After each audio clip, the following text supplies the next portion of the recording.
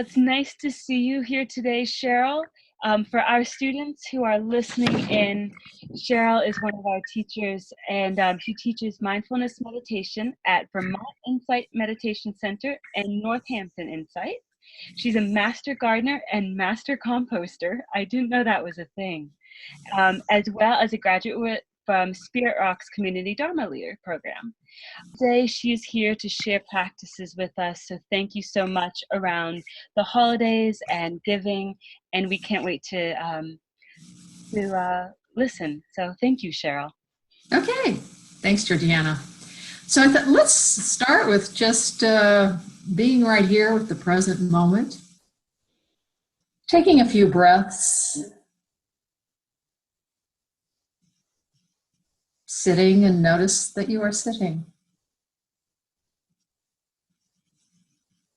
And let's begin with a gratitude practice.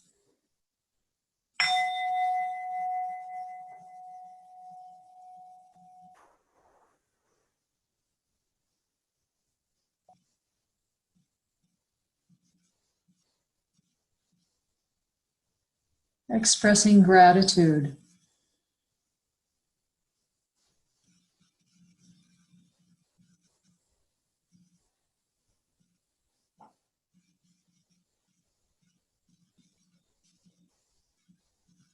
Recalling people that you are grateful for.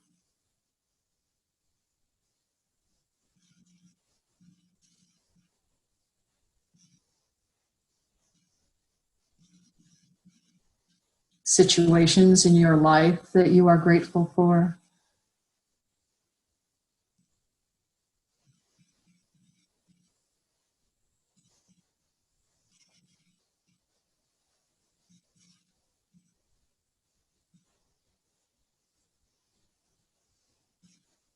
And things that you are grateful for. Yes, maybe even material things.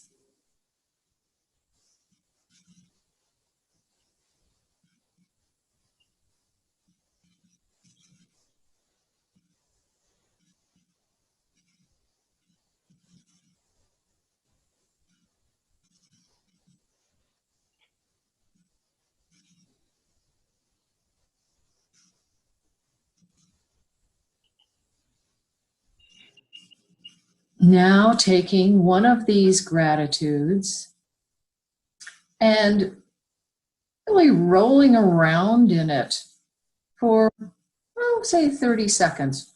Rolling around in this gratitude like a bee rolls around in a flower. Marinating in this gratitude.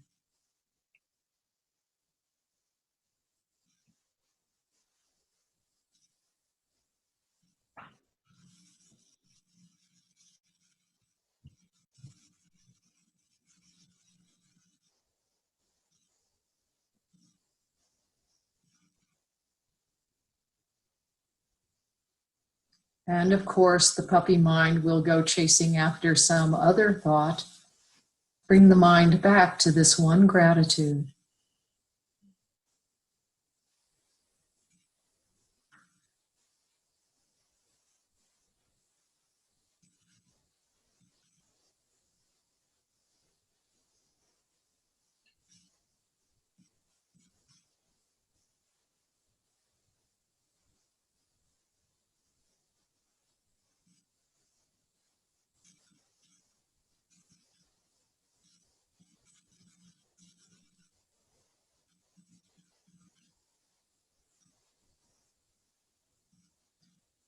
Perhaps feeling the little flicker of positive emotion that may have been stirred up by this gratitude.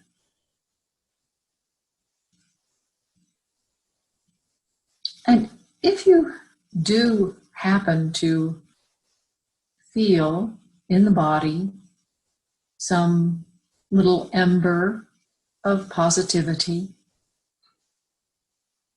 experiment with spreading that positive emotion into the body, perhaps down the arms, into the hands. Just give it a try. See what happens.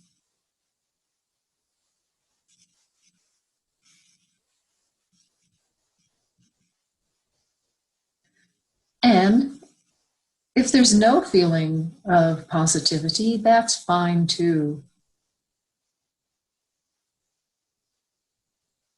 Just recalling that gratitude, that one gratitude, or perhaps another.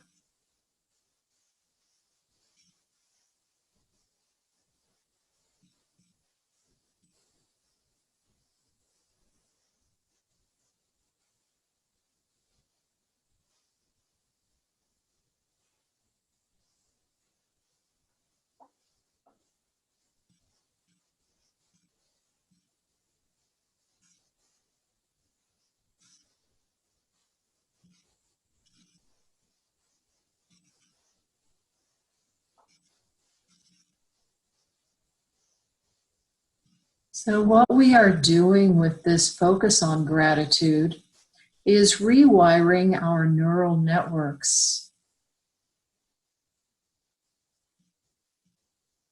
Focusing on the positive,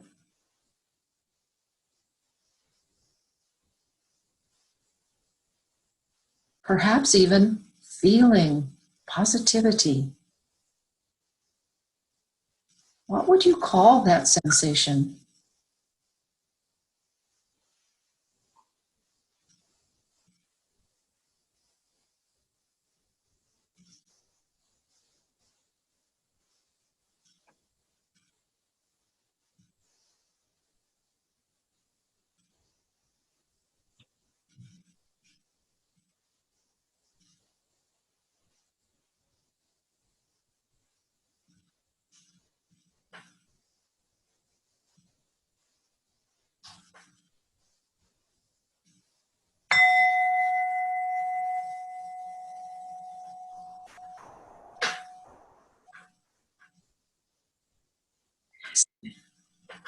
Thank you.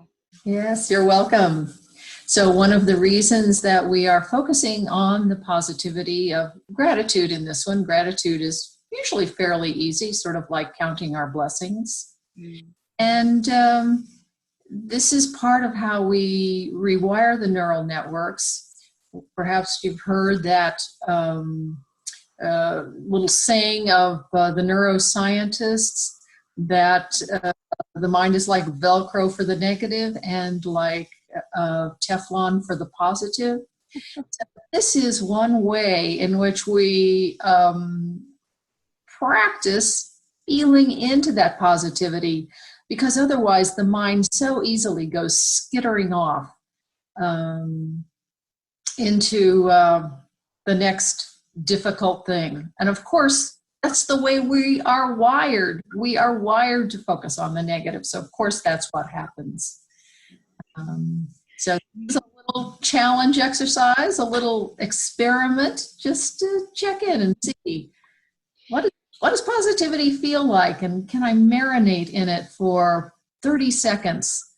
Well, it calls to mind to me how easy and how often I can marinate in the negative, you know, how easy those trains of thoughts just roll and roll and roll. And here, you know, it takes a little bit, it takes some practice, but I noticed when I started to cultivate that feeling and touching into that felt sense of that gratitude and those little moments, it could get some momentum behind it, and it just, then they could go off in that positive train.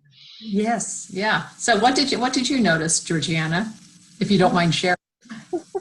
Well, one of the things I noticed was when I stopped trying, you know, because it felt like, you know, what should I be grateful for? And I was trying to think of all these big things. And what it really came down to was the simple things, you know, being greeted with a smile, being welcomed somewhere, having a connection with a dear one and really savoring it and acknowledging, oh, that's a beautiful connection. It was noticing that there's so much here to be grateful for. I just have to take that time to notice it. Yeah. Right, and do you still have that friendly dog there at Southern Dharma? We have 2 now. Okay, right. So just think of those puppies. They are so happy to see you. I mean, I know they're older than puppies, but yeah, they're so happy to see you. And can we be as happy or aspire to that happiness as we think about dear ones and even, yeah, this season, whatever's happening in our lives. Mhm. And I really appreciate that you did this practice, because sort of the other thing that was coming to mind is around this time, with there just having been Thanksgiving and with there being all the shopping, emphasis on shopping and going out and needing to get things, it's really easy to feel scattered and honestly a little overwhelmed with all the messages that I'm getting. To just touch into that gratitude was allowed this moment of relaxation and ease. So thank you. Right. Yes, yeah, relaxation. And sometimes that little bit of peace can fill us up so that maybe I don't need to go shopping today after all. So I'd like to talk just a little bit about, I know Thanksgiving has passed now, but just there's a little bit of difference between thankfulness and gratefulness. And David Steindl-Rast points this out on his website, gratefulness.org. So thankfulness is this sort of feeling of relief, like, ah, yes. Gratitude or gratefulness comes before that, because it's that moment of grace. We don't use the word grace in our meditation practice, but let's just borrow it for a minute here. That grace of like, oh, the leaves on the tree are so beautiful right now. Or I've just seen a friend. The sky, the clouds in the sky. It's that moment of grace that I am here, I am alive, and magic is happening. I really appreciate all the examples you gave, because they're right here for us to touch into. And I'm thinking about all of the students listening in, and myself, and we're all in our lives, and sometimes it can be easy to forget our practice, and all those examples you gave are present and right here and available to us. Right, and they're available while we're driving. Hopefully you're not watching this video while you're driving, but yes, just the tiny little treasures that are available between my house and town, or yeah, wherever I'm going. Yeah, just being grateful that the other people on the road are, for the most part, obeying the laws. Like, there can even be this little politeness at the roundabout. First, no, you first. It's, yeah, those little tiny treasures. So just don't let those go by. That's the positivity that can reorient our lives. That is how we change our minds, by rewiring our brains.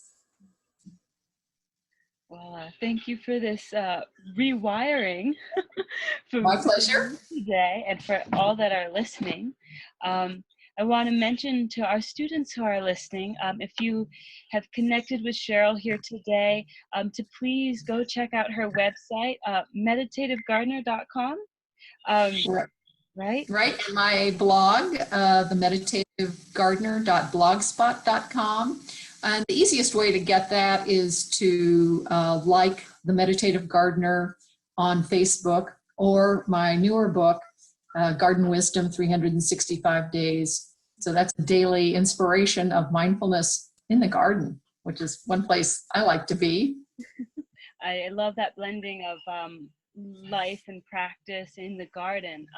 It's the changing season right now, and I'm wondering, is that impacting your practice or your experience of meditative gardening at all?